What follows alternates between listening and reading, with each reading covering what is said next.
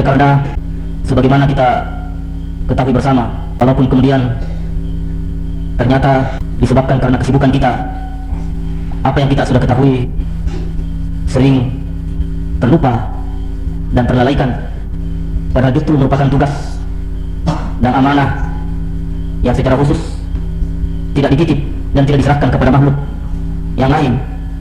Sepenuhnya dan seluruhnya merupakan tugas dan tanggung jawab kita sebagai manusia di muka bumi ini dari Allah Subhanahu wa Ta'ala, yang justru kita dibikin begini ini, dibekali dengan berbagai macam potensi dan fasilitas serta kemampuan, adalah karena agama yang merupakan amanah, yang merupakan tugas dan tanggung jawab kita. Pada malam ini barangkali ada baiknya kita pertajam kembali justru pada saat-saat terasa di sekitar kita Allah Subhanahu wa Ta'ala sudah mulai mengundang kita untuk berpikir lebih serius terhadap beberapa isyarat-isyarat alamiah yang kalau kita tidak tanggap, kehancuran kehidupan dunia ini merupakan dosa besar kita sebagai orang yang sadar kalau ini adalah tugas dan tanggung jawab kita.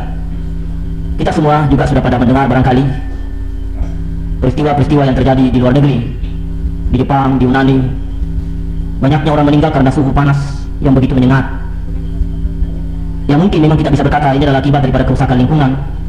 Terlalu banyaknya pohon-pohon yang ditebang sehingga sinar matahari begitu tajam menyengat, sebab sudah tidak terhalang lagi oleh pepohonan dan perubahan struktur alam ini menciptakan kondisi-kondisi yang sudah tidak menolong. Itu yang dari segi fisik.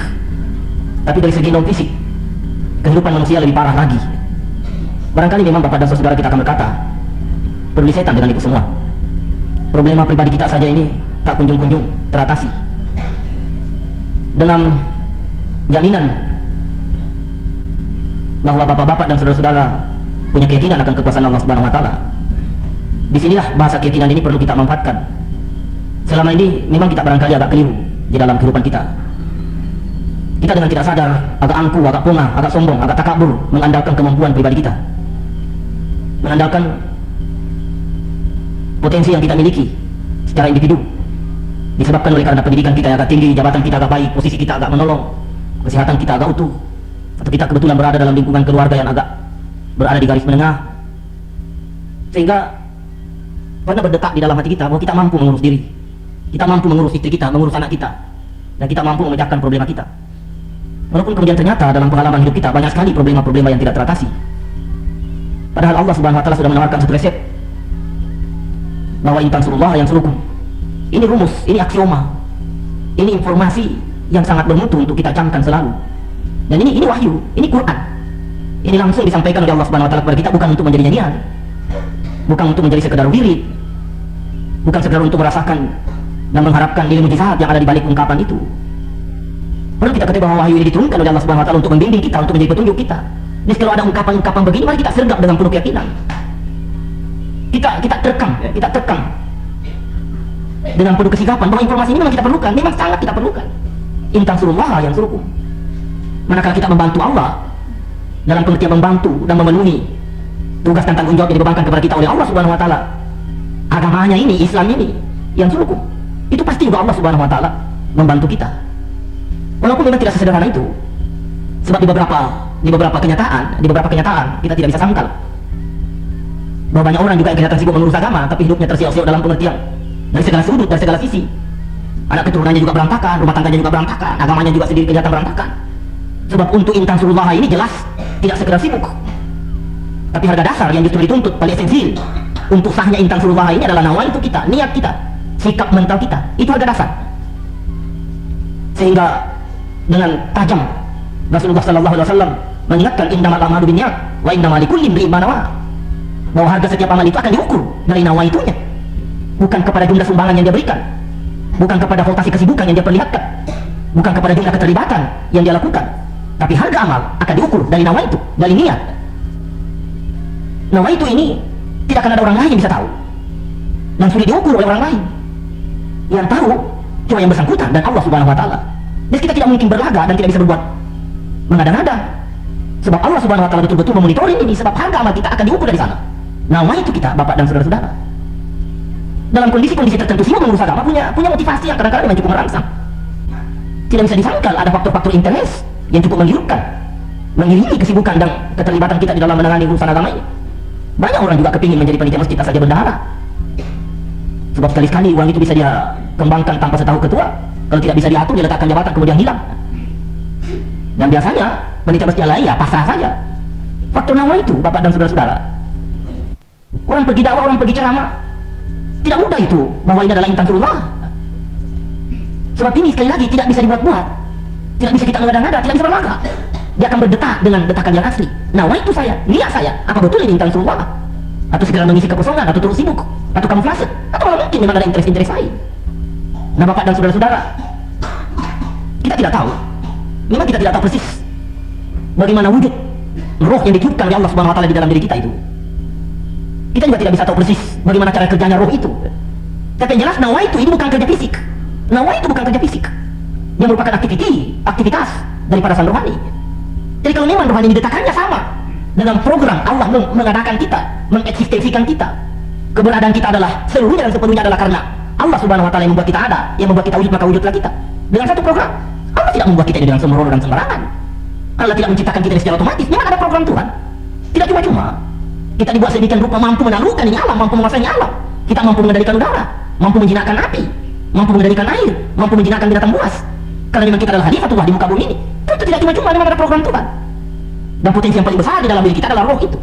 Manakala nawa itu sudah cocok, detakan kita, detakan rohania kita ini sudah sejalan dengan diktum mislui pengangkatan kita ini ditandatangani langsung oleh Allah Subhanahu wa taala. Sudah sejalan, sudah sama.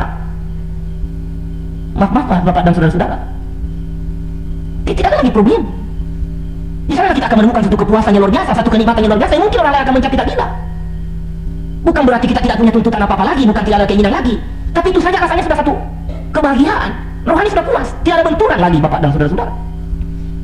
Tidak ada lagi kerja yang lebih mengasihkan, yang lebih menyenangkan selain daripada melakukan perintah Allah Subhanahu wa taala. Sebab sudah di setel Morse grup rohani kita memang kesalahan jalannya. Maka kalau tidak kesalahan jalannya akan dirasakan ada ganjalan-ganjalan, hambatan-hambatan yang itu menciptakan keresahan-keresahan. Dan itu akan berakibat dengan problema rumah tangga, problema lingkungan, problema segala macam. Nah, semoga ini merupakan satu poin yang sangat mendesak untuk kita rampungkan dan selesaikan. Nawaitu Bapak dan saudara. Kita perbaiki niat kita perbaiki nawaitu kita.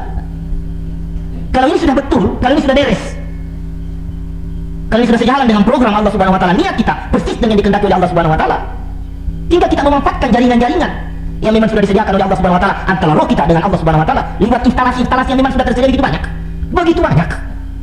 Saya ulang sekali lagi, instalasi yang menghubungkan antara rohani kita dengan Allah cukup banyak disediakan oleh Allah Subhanahu wa taala di dalam Al-Quran, bimbingan-bimbingan teknis pemanfaatan instalasi itu.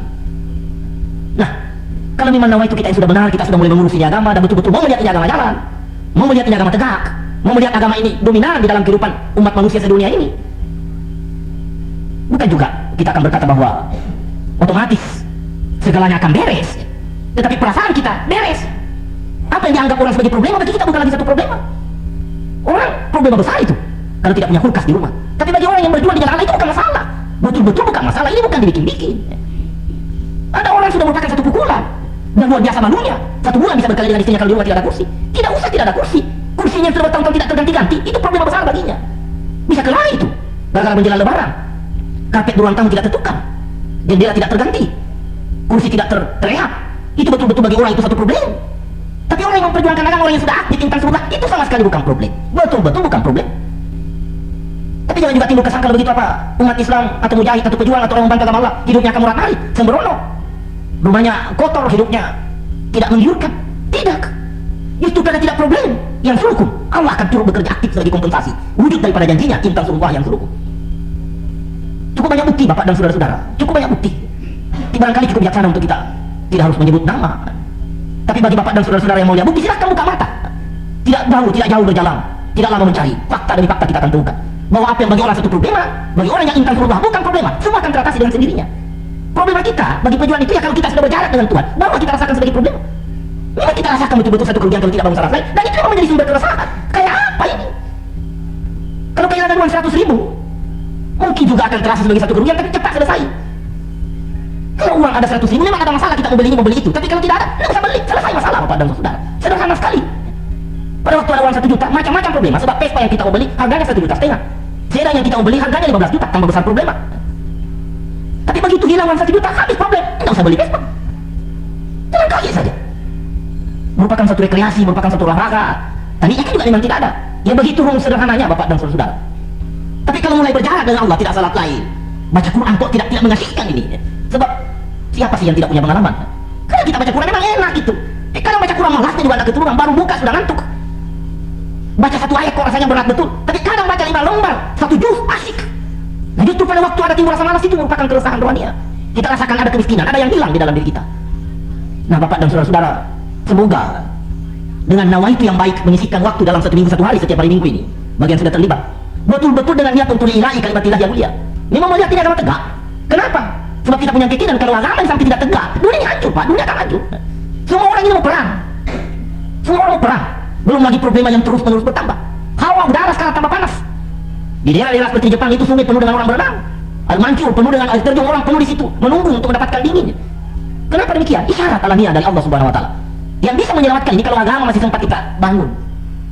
Sebagaimana juga sudah sering kita kemukakan. Jangan kita harapkan pemerintah. Pemerintah sudah sibuk membuat jalan raya, sudah sibuk membuat perumnas, sudah sibuk rakorban, rakerdal, apa segala macam Bapak dan Saudara. Sudah sibuk dengan pekerjaan rutin. Mana uang kurang, proyek banyak, koruptornya juga tambah banyak, malingnya juga tambah banyak. Belum lagi problema pendidikan, problema politik, problema sosial, problema budaya.